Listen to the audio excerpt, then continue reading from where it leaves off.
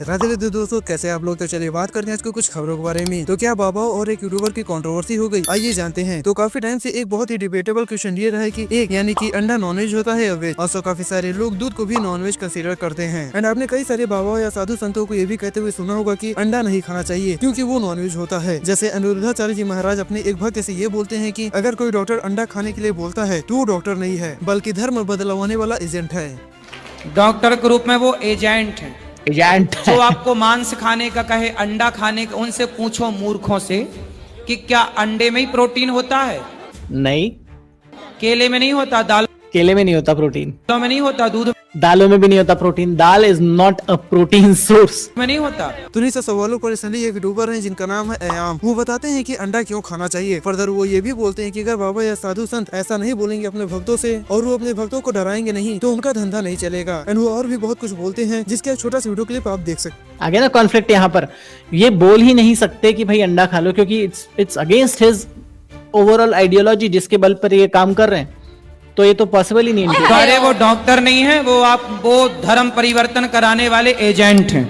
बस यहाँ पर कॉन्स्पिरेसी थ्योरी चिपका दो साथ में तो लोग अपने आप डर जाएंगे। तो डर का माहौल तो बनाना ही पड़ेगा। बेसिकली डर का माहौल तो बनाना ही पड़ेगा। डर बहुत जरूरी है, लालच बहुत जरूरी है। तो ना ये एक फिर से डिबेट वाला टॉपिक बना है कि आखिर अंडा क्या है, वेज या नॉन वेज। और अगर किसी का जवाब है कि अंडा नॉन वेज है तो मेरा उनसे सवाल ये है कि फिर दूध क्या है, वेज या नॉन वेज। तो इसी के साथ नेक्स्ट बात करते हैं यूट्यूबर अनीसा अरोड़ा के बारे में, जिनको इंडियन होने की वजह से रेसिज्म फेस करना पड़ा। तो जैसा कि मैं कई सारी वीडियो में बता चुका हूँ कि इंडियन पासपोर्ट इतना ज्यादा वीक हो चुका है कि फॉरेन कंट्रीज में इंडियन पासपोर्ट होल्डर्स की कोई वैल्यू है ही नहीं। एंड इस चीज का फिर से एक एग्जांपल देखने को मिला है। तो इसलिए एक यूट्यूबर है जिनका नाम है अनीसा अरोड़ा। वो न्यूयॉर्क में रहती है एंड उनके पास इंडियन पासपोर्ट है। तो हाल फिलहाल में अनीसा बताती है कि उनकी फ्रैंकफर्ट से एक कनेक्टिंग फ्लाइट मिस हो जाती है। तो जो अनीसा के साथ और भी पैसेंजर थे जो कि मोस्टली फॉरेनर्स थे, उनको एक 5 स्टार होटल में स्टे दिया जाता है एंड उनको फ्री फूड भी दिया गया। जबकि अनीसा के पास इंडियन पासपोर्ट होने की वजह से उन्हें इनमें से कोई भी सुविधा नहीं मिली। जबकि अनीसा ने भी उतने ही पैसे दिए थे जितने की उन फॉरेनर्स ने दिए थे फ्लाइट की टिकट के लिए। आल्सो अनीसा के पास इंडियन वीजा न होने की वजह से उन्हें एयरपोर्ट के बाहर भी नहीं जाने दिया और उन्हें 20 आवर्स तक एयरपोर्ट के अंदर ही निगरानी में रखा गया। तो आप लोगों को लग रहा होगा कि ऐसा क्यों हो रहा है आजकल इंडियन पासपोर्ट होल्डर के साथ। तो मैं बताता हूँ, शायद आप लोग इतना ज्यादा अपडेट हो या नहीं, बट पिछले एक साल में इंडियन पासपोर्ट की वैल्यू काफी ज्यादा ड्रॉप हुई है। जी हाँ, 2024 की स्टार्टिंग में इंडियन पासपोर्ट की वैल्यू पूरे वर्ल्ड में 80 नंबर पर थी एंड 2025 में यही नंबर अब 85 पर चला गया है, जो कि काफी ज्यादा शॉक करने वाली चीज है। एंड यही इंडियन पासपोर्ट की वैल्यू 2006 में 71 नंबर पर थी, जबकि इन्हीं टाइम पर अमेरिका के पासपोर्ट की वैल्यू पूरे वर्ल्ड में 9th नंबर पर है। तो 199 कंट्री के लिस्ट में इंडिया का नाम 85 पर है, जिसकी वजह से इंडियन पासपोर्ट होल्डर को कोई भी वैल्यू नहीं देता। तो नेक्स्ट बात करते हैं क्रिकेटर मोहम्मद शमी के बारे में। तो जैसा कि आपको पता होगा कि मोहम्मद शमी का उनकी वाइफ के साथ डिवोर्स को लेकर केस चल रहा था एंड नाउ उस केस का डिसीजन आ गया है, जो कि काफी ज्यादा शॉकिंग डिसीजन है। And of course Mohammed Shami के लिए ये बिल्कुल ही नेगेटिव डिसीजन है। जी हाँ, तो इस केस में कोलकाता हाईकोर्ट ने मोहम्मद शमी को ऑर्डर दिया है कि वो हर मंथ अपनी वाइफ को 4 लाख रुपए मेंटेनेंस पे करेंगे, जिसमें से 1.5 लाख उनकी वाइफ और 2.5 लाख उनकी बेटी के लिए होंगे, जो कि अपनी माँ के साथ रहती है। आसो मोहम्मद शमी को पिछले 7 सालों से जो केस चल रहा है उसके लिए भी अपनी वाइफ को 3.66 करोड़ यानी कि 3.5 करोड़ रुपए पे करने पड़ेंगे। तो हाईकोर्ट के इस ऑर्डर के बाद काफी सारे लोग मोहम्मद शमी के सपोर्ट में आए हैं। आसो लोगों का ये भी बोलना है कि जब मोहम्मद शमी की वाइफ हसीन जहाँ एक सोशल मीडिया इन्फ्लुएंसर है एंड कंटिन्यू किसी न किसी ब्रांड के साथ कोलैब करती रहती हैं, तो उन्हें इतने ज्यादा मेंटेनेंस देने की क्या जरूरत है। हालांकि ये कोर्ट का ऑर्डर है एंड मेरे पास लॉ के बारे में ज्यादा जानकारी नहीं है, तो मैं इस केस पर कोई भी कमेंट करना पसंद नहीं करूंगा। बट आप लोगों का क्या ओपिनियन है कमेंट सेक्शन में बताएगा जरूर। तो नेक्स्ट बात करते हैं यूट्यूबर कनिका देवरानी के बारे में। रिसेंटली कनिका देवरानी के साथ एक बहुत ही सीरियस इंसिडेंट हो गया। तो कुछ ऐसा रिसेंटली कनिका इंडियन रेलवे से ट्रेवल कर रही थी एंड आपको बता दें कि वो सेकंड एसी में ट्रेवल कर रही थी। तो कनिका बताते हैं कि रात में जब वो सो रही होती है तो एक आदमी आता है एंड वो किसी से थोड़ी बात करता है। दिन वो कनिका के बेड के पास आता है और उनके फेस पर कोई स्प्रे मारता है, जिसके बाद कनिका बेहोश हो जाती है। या बोला जाए कि उनको कुछ भी समझ नहीं आ रहा था कि क्या हो रहा है। आफ्टर दैट जब वो कुछ देर बाद उठती है तो उनके पास वाले पैसेंजर बात कर रहे होते हैं कि उनका सामान चोरी हो गया है। और जब कनिका अपने सामान चेक करती है तो उनका भी एक फोन चोरी हो गया था। आसो जब इस केस के बारे में वो आरपीएफ पुलिस से कंप्लेंट करती है तो आरपीएफ पुलिस भी कोई खास एक्शन नहीं लेते। फर्दर कनिका बताती है कि जो फोन उनका गायब हुआ था उस पर उनकी मम्मी कंटिन्यू कॉल कर रही होती है। तो जो फोन रिसीव करता है एंड बोलता है कि आप पासवर्ड बता दो फोन का, फिर मैं आपको कुरियर कर दूंगा। एंड जब उनकी मम्मी मना कर देती है बताने को तो वो चोर काफी बार ट्राई करता है पासवर्ड जानने के लिए। फर्दर कनिका क्या बताती है आप उनके छोटा सा वीडियो क्लिप देख सकते हैं।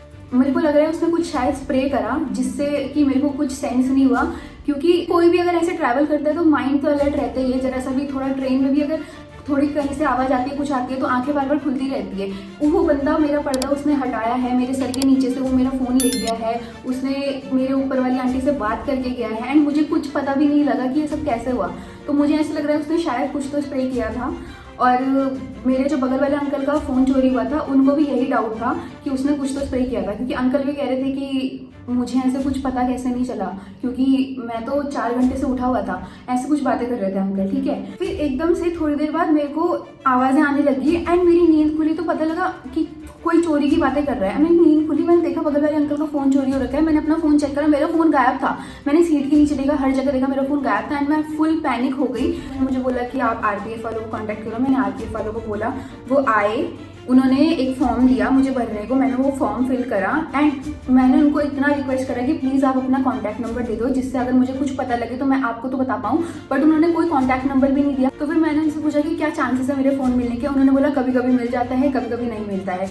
आज आपको बता दूं कि जब कनका ने पुलिस से भी हेल्प मांगी तो उनसे भी कोई खास हेल्प नहीं मिली। तो इस स्थिति के बाद मेरे कुछ सवाल हैं कि रेलवे में आए दिन चोरी होना, महंगे सामान बेचना किसी भी परमिशन के, और लड़कियों को मोलेस्ट करना काफी ज्यादा आम बात हो गई है। तो जो रेलवे की पुलिस है वो आखिर क्या कर रही है? इसी के साथ मैं रेलवे मिनिस्टर अश्विनी वैष्णव जी से रिक्वेस्ट करना चाहूंगा कि जो इंसिडेंट या जो भी के सामने आ रहे हैं एटलीस्ट उनके ऊपर एक्शन लिया जाए, नहीं तो धीमे धीमे लोगों का रेलवे से भरोसा उठ जाएगा। और अगर एक तरह से देखा जाए तो वैसे भी कोई खास भरोसा लोगों का बचा नहीं है। तो इस वीडियो को इतना ही। अगर वीडियो इन्फॉर्मेटिव लगी हो तो वीडियो को लाइक एंड चैनल सब्सक्राइब करके बेल नोटिफिकेशन ऑन कर लीजिएगा, ऐसे ही डेली की न्यूज एंड अपडेट्स को जानने के लिए। तो फिर मिलेंगे नेक्स्ट वीडियो में कुछ नई खबरों के साथ। तब तक आप सभी को राधे राधे और देखते रहिए आपको हमारा चैनल चुगलखोर न्यूज।